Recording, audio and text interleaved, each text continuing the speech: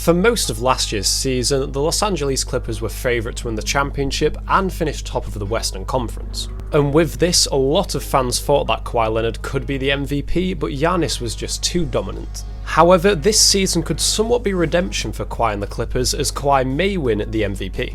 This is obviously now episode 3 of MVP candidates, and if you're enjoying this series, please like the video as it really helps me out. Because when you like the video, it will push the video out to more viewers, and when you have a channel as small as mine, even just one like makes a huge difference. So with that out of the way, let's talk about Kawhi Leonard. So Kawhi Leonard is the main guy in the Los Angeles Clippers, with Paul George being his very close second-hand man. And as great as Paul George is, it's certainly Kawhi's team, and statistically, this season could turn out to be Kawhi's best ever season. He's averaging almost a career high of points per game, the least turnovers in 5 years, and a career high in assists.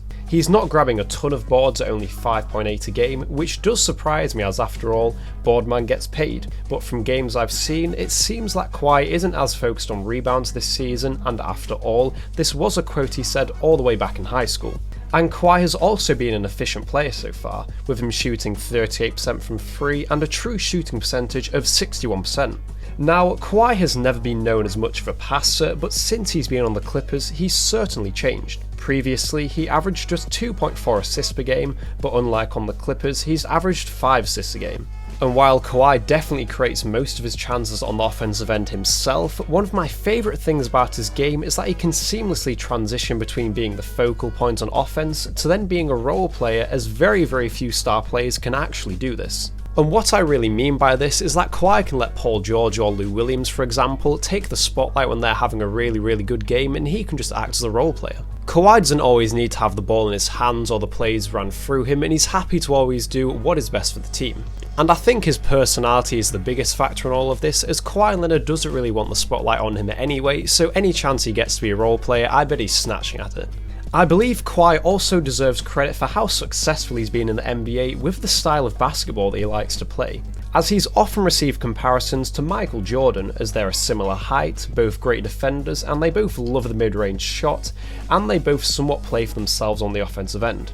And I assume you're already thinking this, but no, Kawhi obviously doesn't have the vertical leap that Jordan has, as Kawhi's is only around 33, which is nothing compared to Jordan's 48-inch vertical.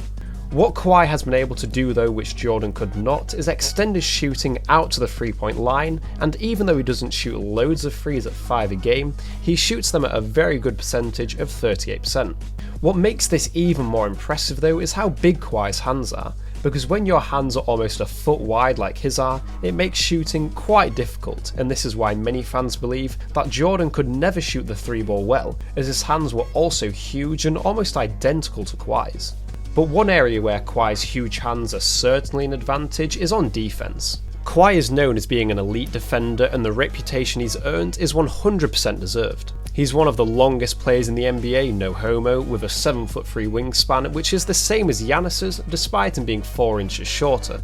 He's always a menace on defense, he can contest shots really well, but most importantly, he's great at staying in front of his man and stealing the ball whenever they give him half a chance. Although I don't think he'll win DPOY again this year, as Rudy Gobert is playing insane, Kawhi will likely make another all-defensive team, and I would still say that he's the best perimeter defender in the NBA. Now let's talk about Kawhi's chances of actually winning MVP, and there are a number of factors to consider here. With number 1 being, is he actually good enough to win MVP? Well, personally, I would say Kawhi is right now a top 5 player in the league, and when he's at his best, the only player that's better than him is LeBron James. But the MVP is not about who is the best player in the league, but rather the most valuable player in the league. And this leads me to my second point, which is that the Clippers also have Paul George, who is another top 15 player in the NBA right now. And unfortunately for Kawhi, playing with another star does make it much harder to win MVP. Because if the Clippers lost Kawhi, they would certainly be worse, but they would still be a playoff team and they would still be a decent team. And if you look at the Nuggets or the Sixers, for example, if they lost Jokic and Embiid, those teams would completely change and they would get far worse. So honestly, for Kawhi to win MVP, I think he'd have to play at a level that he's never played at before, and he would really need to become a leader on the Clippers too. And with LeBron right now looking to be the front runner for the MVP, I really think he'd have to lead the Clippers to the #1 seed over the Lakers. And while that is possible, as of right now I really don't think Kawhi has a good chance at MVP. And the two favourites right now in my opinion, and what seems to be in everyone's opinion, is Joel Embiid and LeBron James. So if I had to predict where Kawhi would finish in MVP voting, I would say it's 6th place right now. And obviously that is very, very low, but the MVP race is so tough this year, so that's nothing for him to be ashamed of. But like I said, if Kawhi steps his game up even more and leads the Clippers to that #1 seed in the West, then it is certainly still possible. So I really hope you've enjoyed this episode, and I really hope you're enjoying this series, and my next episode is going to be on Kevin Durant. And I'll aim to have that out on the 23rd and at latest the 24th. So hopefully I'll see you on that next video.